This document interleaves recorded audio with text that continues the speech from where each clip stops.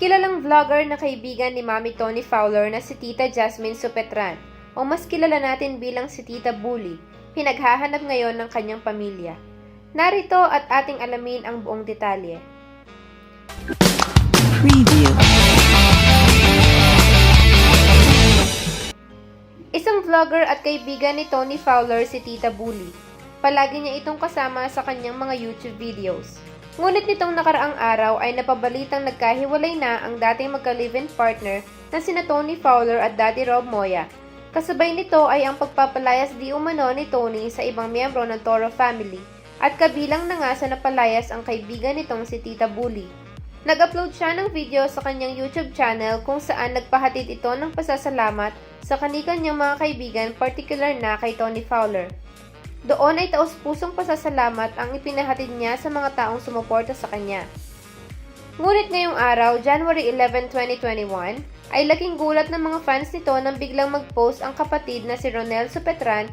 Sa post ay nananawagan ito sa kung sino ang nakikita sa kanyang kapatid, na si Tita Bully. Ayon sa kanya ay hindi umano nila ito mahagilap. Aniya, "Please help me find my sister. Di namin siya mahagilap."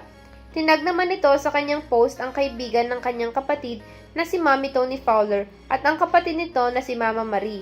Kalakip ng post ay ang screenshot ng huling conversation nila ng kanyang kapatid na tila nang hihingi ng tulong. Kuya, pwede ba akong tumawag?" Yan ang huling mensahe ni Bully sa kanyang kapatid bago ito mawala.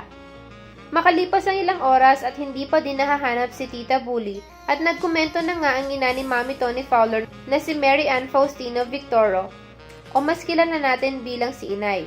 Aniya, "Sa police station na po, Para malaman ang totoo, ito ang pagkakaalam ko.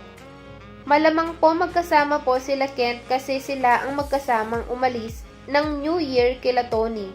Binigyan pa sila ng pera ni Tony at pumunta sila sa Pampanga kila Kent ata at ngayon, pagkakarinig ko, plano nilang mag-live-in.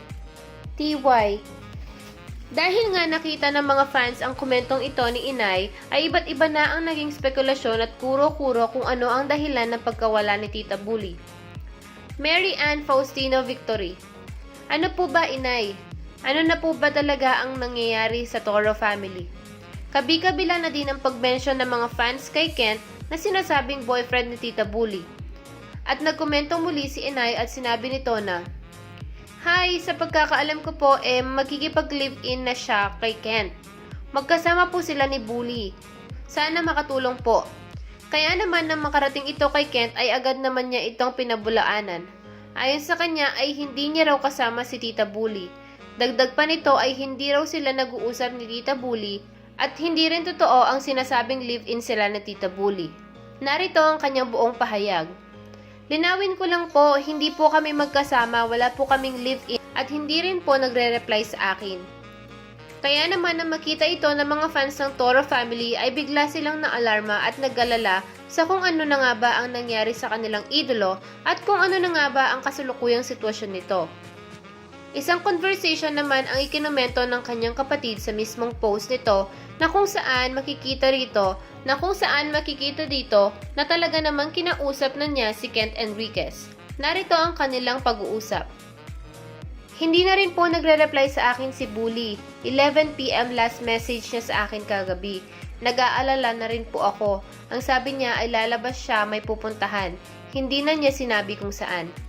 Nasaan na kaya yun? Hindi pa rin po ba umuwi? Ngayon hindi namin makontak eh. Tinawagan ko 30 minutes ago sa messenger, naka-online pa siya kanina. At is in another call pa. Ngayon hindi na ulit matawagan. Pag may update agad, sabihin ko po sa inyo agad. Salamat. Mag-file na lang kami ng blotter sa police. Nag-aalala rin po ako kasi alam kong depressed ngayon yun. Sige po, update po tayo." Ilang araw bago maganap ito ay nag-post na rin si Tita Bully sa kanyang Twitter account. Narito ang ibang mga post nito. "Feeling ko hindi ko nakakayanin. Bakit ako? Traumatized. Natatakot ako bigla nang walang kausap." Kitang-kita sa kanyang mga tweets na tila mayroon siyang mabigat na problemang pinagdadaanan na hindi niya masolusyonan mag-isa. Sa kabilang banda ay kabi-kabila rin ang pagpo-post at paglalabas ng sama ng loob ni Tony Fowler sa kanyang official Twitter account.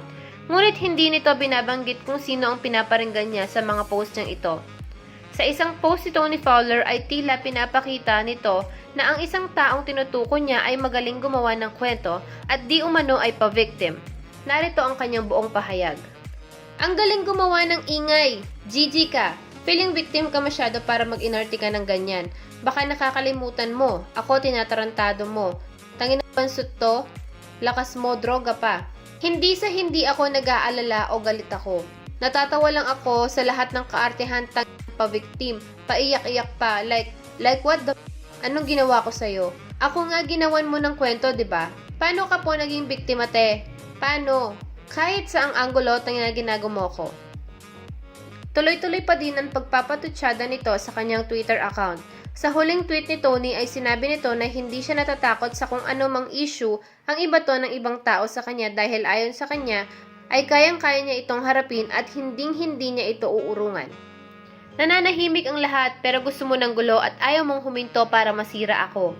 Lahat naman kayang harapin, girl. Di pa ba ako nasanay? Ikaw kaya mo bang harapin? Nanghihingi naman ngayon ng tulong ang kapatid ni Jasmine Supetran sa pamamagitan ng pag-share ng kanyang post upang mapadali ang paghahanap sa kanya. Aniya, pa-share naman post ko para mahanap siya. Makalipas ang ilang oras ay hindi pa rin nahahanap si Tita Bully. Sa kasalukuyan ay patuloy pa rin nag-a-update ang kanyang kapatid tungkol sa ginagawang paghahanap sa kanya. Sa kasalukuyan ay malungkot na ibinalita ng kanyang kapatid na hindi pa rin nahahanap itong si Tita Bully.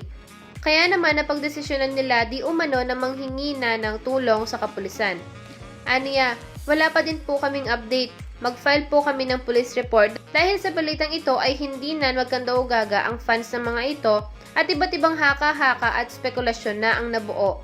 Ani ng iba ay baka raw magkasama sila ng dating ka-live-in partner ni Tony Fowler na si Daddy Rob Moya. Baka magkasama sila ni Daddy Rob, inaayos ang problema. Kabi-kabila rin ang pagpaparinig ng kapatid ni Jasmine Supetran o mas kilala natin bilang si Tita Bully, Anya. Tayo na naman, mga tao talaga, hindi kayo nakakatulong. Huwag nyo nang gawa ng issue. Hindi din kayo nakakatulong. Wala pa din po kaming update kung nasaan kapatid ko. Magpa-file na kami ng police report today. Hindi din daw siya kasama ni Kent. Ba't ganun, no? Gina-judge pa imbis na makatulong. Sana maging concern na lang. Dahil nga hindi na mapakali ang pamilya ni Tita Bully, ay napilitan ng mga ito na buksan ang mga official social media nito upang sana ay maghanap ng kahit anong impormasyon na makakatulong upang mapadali ang paghahanap sa kanya. Ngunit sa kasamaang palad ay hindi naging epektibo at wala silang nakita. Ani ng kapatid nito, binubuksan ko FB ng kapatid ko, tinitingnan ko sino mga huling kausap niya or mga nakausap niya at ano ang convo doon. Paano nakakalma hindi normal sa amin na hindi siya nagpaparamdam. Kuya ako, normal lang siguro. Huwag na kayong dumagdag please. Ilang oras na ang nakakalipas at hindi pa rin nahahanap si Tita Bully. Kaya naman ang mga pamilya nito ay hindi na mapigilang mag-isip at mag-alala sa tunay na kalagayan nito. Natatandaan na nitong mga nakaraang araw lamang ay nagkaroon ng issue ang Toro family na kinabibilangan nito. Sa katunayan nga ay nag-upload pa ito ng isang video na kung saan nagpapahatid siya ng pasasalamat sa mga taong tumulong sa kanya upang maabot ang dating pangarap lamang nito na ngayon ay hawak-hawak na niya. Ayon pa sa kanya ay hindi siya titigil sa pagbablog at ipagpapatuloy niya ang tulong na ibinigay sa kanya ng kanyang mga kaibigan na itinuring na niyang tunay na pamilya. Gayunpaman ay maging kami ay umaasan at nananalangin na nasa mabuting kalagayan si Jasmine Supetran o mas kilala natin bilang si Tita Bully. Naway mahanap na ito at wala sanang mangyaring masama sa kanya. Ang video na ito ay magsisilbi na ring tulong para sa pamilya ni Tita Bully upang maikalat ang tungkol sa pagkawala nito. Inaanyayahan namin ang ating mga kasisi na naway i-share nyo ang video na ito sa kahit na anumang social media platforms. Maraming salamat mga kasisi.